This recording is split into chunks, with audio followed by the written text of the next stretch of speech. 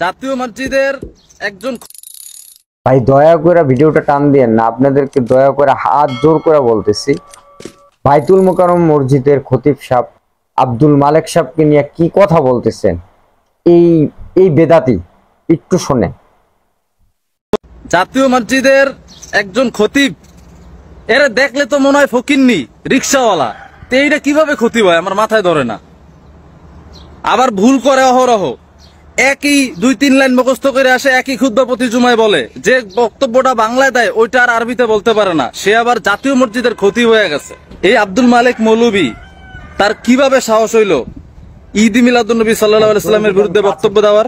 পবিত্র ঈদ মিলাদুন্নবী সাল্লাল্লাহু আলাইহি ওয়াসাল্লামকে বেদাত প্রমাণ করবে এমন কোন মৌলভী এই পৃথিবীতে জন্ম হয় নাই। কোথাকার গণ 1500 বছর পরে আইসা বুট্টা মৌলভী, কোন ক্ষেতের মূলা, সে আইসা পবিত্র ঈদ মিলাদুন্নবী সাল্লাল্লাহু আলাইহি ওয়াসাল্লামের বিরুদ্ধে কথা বলে।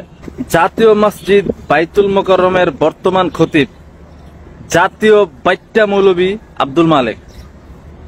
এই যে জাতীয় বুট্টা মৌলভী, এই আব্দুল মালেক সে কিভাবে খতিব হইল, এটা কিন্তু একটা প্রশ্ন থেকে যায়। কারণ বিগত 16 বছরে স্বৈরাচারের আমলে, আওয়ামী লীগের আমলে এই আব্দুল মালেক কিন্তু আওয়ামী লীগের বিরুদ্ধে বা হাসিনার বিরুদ্ধে একটা শব্দ উচ্চারণ করে নাই। পরোক্ষভাবে হাসিনার দালালি করছে। কারণ কোন একটা বিষয়ে ইসলাম বিরোধী কত কাজকর্ম হইছে, কত কিছু হইছে, কিন্তু আব্দুল মালেক একটা শব্দ উচ্চারণ করে নাই আওয়ামী লীগের বিরুদ্ধে বা হাসিনা সরকারের বিরুদ্ধে, একটা শব্দ উচ্চারণ করে নাই। সেই আব্দুল মালেক আজকে কিভাবে হাসিনা পতনের পর জাতীয় মসজিদের খতিব হয়? এই আব্দুল মালেক স্বৈরাচারের আমলে, আওয়ামী লীগের আমলে হাসিনার বিরুদ্ধে তো কিছু বলেই নাই, বরং এই আব্দুল মালেক যে সম্প্রদায়ের, যে কওমি সম্প্রদায়ের অন্যতম পণ্ডিত বা কৌমিরা যাকে তাদের ঘরানার বড় পণ্ডিত মনে করে, সেই কৌমিরা কিন্তু উল্টা হাসিনাকে কৌমি জননী উপাধি দিয়েছিল। তার মানে কি, এই কৌমিরা আব্দুল মালেক গংরা হাসিনার দালালি করছে, কিন্তু হাসিনার বিপক্ষে কথা বলে নাই। হ্যাঁ, কিছু সংখ্যক কৌমিদের মধ্যে বলছে হাসিনার বিরুদ্ধে, কিন্তু এই আব্দুল মালেক সে একেবারে বোবা শয়তানের মতো ছিল, চুপ ছিল, কোনো কথা বলে নাই। এবং এই আব্দুল মালেক গংদের যারা আছে কৌমিদের, তারা আবার হাসিনাকে কৌমি জননী উপাধি দিছিল। আর এখন এই আব্দুল মালেকে হাসিনা পতনের পরে জাতীয় মসজিদের খতিব হয়ে গেছে। যাক, ভালো কথা। হাসিনার তো এখন পরোক্ষভাবে হাসিনার দালালি করছে, তারপরে খতিব হইছে এনজিওদের মাধ্যমে। এরপর বর্তমান যে ধর্ম উপদেষ্টা আছে, এটা তো এনজিওর দালাল। আর এই ধর্ম উপদেষ্টার কাছে গিয়া একটু ঘষা মাজা কইরা আব্দুল মালেকে খতিব হইছে। যাক, হোক, সমস্যা নেই। কথা হচ্ছে আব্দুল মালেক ওর কিভাবে সাহস হইল যে সে মিলাদুন্নবী সাল্লাল্লাহু আলাইহি ওয়াসাল্লাম, পবিত্র ঈদ মিলাদুন্নবী সাল্লাল্লাহু আলাইহি ওয়াসাল্লামের বিরুদ্ধে কথা বলে? এই আব্দুল মালেক মৌলভী হওয়ার আগ থেকে জাতীয় মসজিদ বাইতুল মোকাররমে মিলাদ কিয়াম হয়, পবিত্র ঈদ মিলাদুন্নবী সাল্লাল্লাহু আলাইহি ওয়াসাল্লাম পালিত হয়। তো আব্দুল মালেক কোথাকার কোন ক্ষেতের বাইট্টা মূলা যে এখন আইসে সে পবিত্র ঈদ মিলাদুন্নবী সাল্লাল্লাহু আলাইহি ওয়াসাল্লামের বিরুদ্ধে কথা বলে বাইতুল মোকাররমে বসে? আর সে কিভাবে খতিব হইছে আমার মাথায় ধরে না। একজন খতিবের যে যোগ্যতা আসলে কি সেটা আছে আব্দুল মালেকের? নাই। প্রথম যে জুমা পড়াইতে গেছে আব্দুল মালেক, সেখানে খুতবাতেও ভুল করছে, নামাজের তেলাওয়াতেও কয়েকবার ভুল করছে আব্দুল মালেক। তো যে প্রথমবার জুমা পড়াইতে গিয়া, প্রথম খুতবাতে গিয়া এত অসংখ্য অহরহ ভুল করছে, সে কিভাবে জাতীয় মসজিদের খতিব হয়? এবং আরেকটা জিনিস, যারা ওই জায়গায় জুমা পড়েন তারা দেখবেন প্রতি জুমা, অনেক জুমা যারা ওইখানে পড়ছে, আমি তাদের থেকে খোঁজ নিছি যে আব্দুল মালেক সে প্রত্যেক জুমায় একই খুতবা, সংক্ষিপ্ত একটা খুতবা মুখস্থ করে আসে, সেইটাই বলে। কিন্তু যে বক্তব্যটা বাংলাতে দেয় ওইটা আরবিতে বলতে পারে না, কারণ সেই যোগ্যতা তার নাই। সে আবার কওমি সম্প্রদায়ের খুব বড় পণ্ডিত,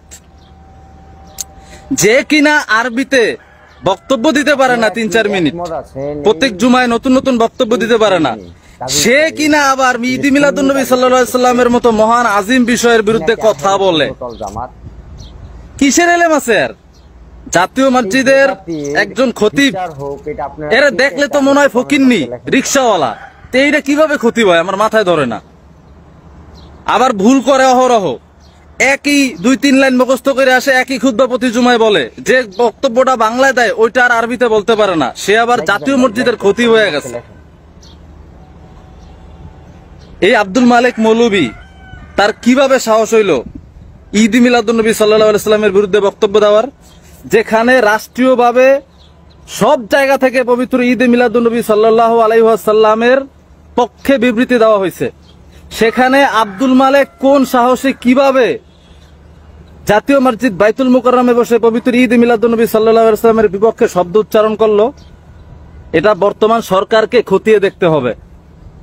কিভাবে সাহস পাইল, যেখানে সরকারের প্রত্যেকটা জায়গা থেকে পবিত্র ঈদ মিলাদুন্নবী সাল্লাল্লাহু আলাইহি ওয়াসাল্লামের পক্ষে বিবৃতি দেওয়া হয়েছে, সেখানে আব্দুল মালেক কিভাবে সাহস পায় এটার বিরুদ্ধে বিবৃতি দেওয়ার, এটার বিরুদ্ধে বক্তব্য দেওয়ার? কোন জায়গার আলেম ভাই? আব্দুল মালেককে অনতিবিলম্বে বাইতুল মুকাররম থেকে বহিষ্কার করা হোক, অপসারণ করা হোক। কারণ এই মৌলবীর না আছে যোগ্যতা, অসংখ্য অহরহ ভুল করে, আবার না আছে সিরাত, না আছে সুরত, কোন দিক দিয়াই সে জাতীয় মসজিদ বাইতুল মুকাররমের খতিব হওয়ার যোগ্যতা রাখে না।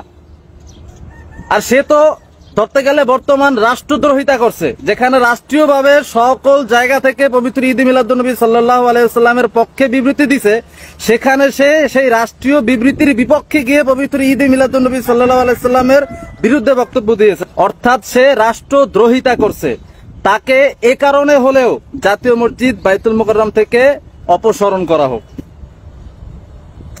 আমি বুঝি না, কৌমিরা মনে করতাম যে কৌমিরা কিতাব পড়ে, মোটামুটি এই ইলম কালাম কিছু হইলেও থাকতে পারে, কিন্তু কৌমিরা যাকে তাদের সের তাজ মানে, তাদের মধ্যে সবচেয়ে বড় পণ্ডিত মানে যাকে, সেই আব্দুল মালেকের অবস্থা এমন। প্রথম জুমাই করছে কয়েকবার ভুল, একই 2-3 লাইন খুদ্া মুখস্থ করে আসে, প্রতি জুমাই এইটাই দেয়। বাংলা যারা বলে এরা আরবিতে কিছুই বলতে পারে না। এইরকম যোগ্যতা, এই যোগ্যতা দিয়ে হ্যাঁ কৌমিদের বড় পণ্ডিত হয়ে গেছে গা। কৌমিরা এরে বড় পণ্ডিত মানে মানুষ আর খুঁজে পেল না, দেখতেও কেমন দেয় বাইটটা। এই জন্যই বলছি এটা জাতীয় বুট্টা মৌলবী। আব্দুল মালেক এবং আব্দুল মালেক গংকে আপনারা সবাই বয়কট করবেন। পবিত্র ঈদে মিলাদুন্নবী সাল্লাল্লাহু আলাইহি ওয়াসাল্লাম এমন একটা আজিম বিষয় এবং এমন একটা প্রমাণিত বিষয় যে পবিত্র ঈদে মিলাদুন্নবী সাল্লাল্লাহু আলাইহি ওয়াসাল্লামকে বেদাত প্রমাণ করবে এমন কোন মৌলবী এই পৃথিবীতে জন্ম হয় নাই। পবিত্র ঈদে মিলাদুন্নবী সাল্লাল্লাহু আলাইহি ওয়াসাল্লামের পক্ষে আজকে থেকে না, 700, 800, 1000 বছর আগ থেকে লেখা হয়ে আসতেছে। ইসলামের মহান মহান বড় বড় ইমামগণ যারা ছিলেন, এমনও ইমাম ছিলেন যারা বুখারী শরীফের ব্যাখ্যা গ্রন্থ লিখছেন, তারা পবিত্র ঈদে মিলাদুন্নবী সাল্লাল্লাহু আলাইহি ওয়াসাল্লাম প্রমাণ করে গিয়েছেন। আর কোথাকার গণ 1500 বছর পরে আইসা বুট্টা মৌলবী, কোন ক্ষেতের মূলা, সে আইসা পবিত্র ঈদে মিলাদুন্নবী সাল্লাল্লাহু আলাইহি ওয়াসাল্লামের বিরুদ্ধে কথা বলে। এটা পড়ে না তো, এটির পড়ালেখা নাই। এই যে দেখেন কৌমিদের আব্দুল মালেক বলেন আর যারাই বলেন, এই জাস্ট তাদের ঘরানায় বা তাদের এই যে মাদ্রাসায় যে কয়টা কিতাব পড়ায়, এই কিতাবের বাইরে তাদের কোনো এলেমই নাই। কত কিতাব যে আছে, অসংখ্য অহরহ কিতাব লেখা আছে, এটার কোনো ধারণাই নাই তাদের কাছে। যদি থাকতো তাহলে কখনোই পবিত্র ঈদে মিলাদুন্নবী সাল্লাল্লাহু আলাইহি ওয়াসাল্লামের বিরুদ্ধে একটা শব্দ উচ্চারণ করতে পারতো না। এগুলো সব দুশ্মনের রাসূল, গোস্তাখ, এগুলা চিনে রাখবেন। আর দেখবেন এই বুট্টা মৌলবী, জাতীয় বুট্টা মৌলবী আব্দুল মালেকের অবস্থা কেমন হয়। কারণ পবিত্র ঈদে মিলাদুন্নবী সাল্লাল্লাহু আলাইহি ওয়াসাল্লামের বিপক্ষে সে অবস্থান নিয়েছে না, তার হাসর কেমন হয়, তার শেষ পরিণতি কেমন হয়, এটা আপনারা দেখবেন ইনশাআল্লাহ।